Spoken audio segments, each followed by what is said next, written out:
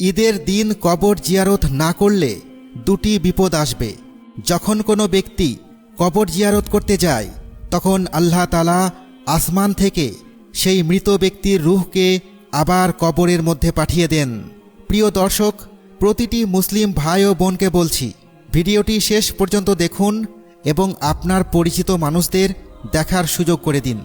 নবীজি সাল্লাল্লাহু আলাইহি ওয়াসাল্লাম বলেছেন, যখন দুনিয়ায় ঈদের খবর ছড়িয়ে পড়ে তখন বরজাখ তথা কবরের জগতে থাকা বাসিন্দারা দুনিয়ায় বেঁচে থাকা তাদের আত্মীয় স্বজন ও পরিবার পরিজনের কথা স্মরণ করে, আর তারা কবর থেকে যেন বলতে থাকে, আমরা দুনিয়ার জীবনে যে ঈদগুলো করেছি আমাদের আত্মীয়রা আমাদের রেখে যাওয়া সম্পদ ভোগ করছে, আমাদের বংশধররা কত আরামে আছে, আমরা কত কষ্ট করে হালাল হারামের পরোয়া না করে কত কিছুর পেছনে ছুটেছি, আজ আমরা সেই সব নিয়ে কবরের অন্ধকারে শুয়ে আছি।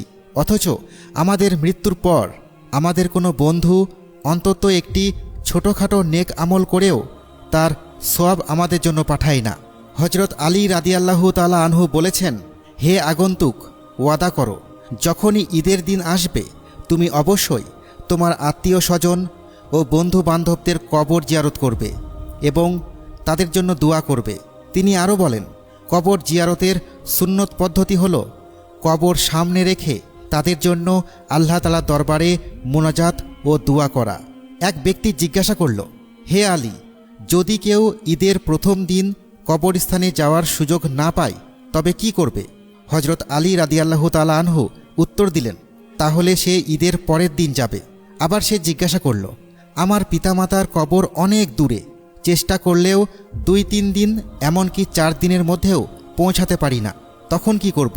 হযরত আলী রাদিয়াল্লাহু তাআলা আনহু তখন বললেন, যদি কেউ ঈদের দিন তার পিতামাতার কবর জিয়ারত করতে না পারে এবং সঠিক সময়ে কবরের পাশে দাঁড়াতে না পারে তবে তার পদ্ধতি হলো ঈদের দিন প্রথম যে খাবার খাবে সে সময় একবার সূরা ফাতিহা পড়বে এবং পিতা মাতা, দাদা দাদি, নানা নানি সহ নিকট আত্মীয়দের মাগফিরাতের জন্য দোয়া করবে।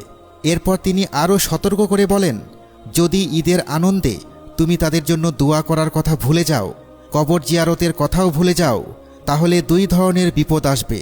আর তুমি যদি তাদেরকে স্মরণ করতেও ভুলে যাও এবং অন্তত একবারের জন্য দোয়া না করো তবে তোমার নিজের দোয়াও আল্লাহ তাআলা কবুল করবেন না।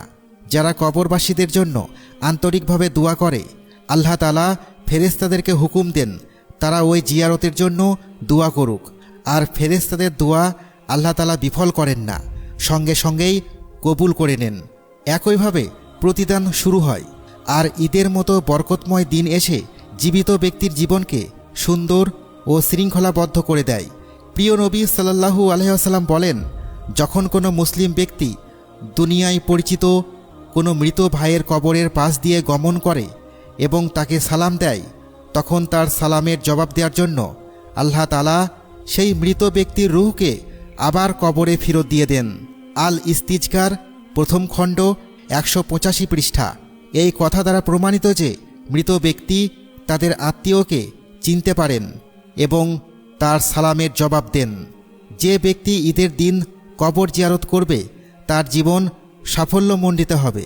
দুনিয়ার জীবনে সে সফলতা অর্জন করবে, ব্যবসা বাণিজ্যে, রুজি রোজগারে, সম্পদে, সব ক্ষেত্রেই আল্লাহ তাআলা তার হালাল রিজিক বাড়িয়ে দেবেন, বরকত দান করবেন এবং রোগ শোক ও বিপদ আপদ থেকে হেফাজত করবেন।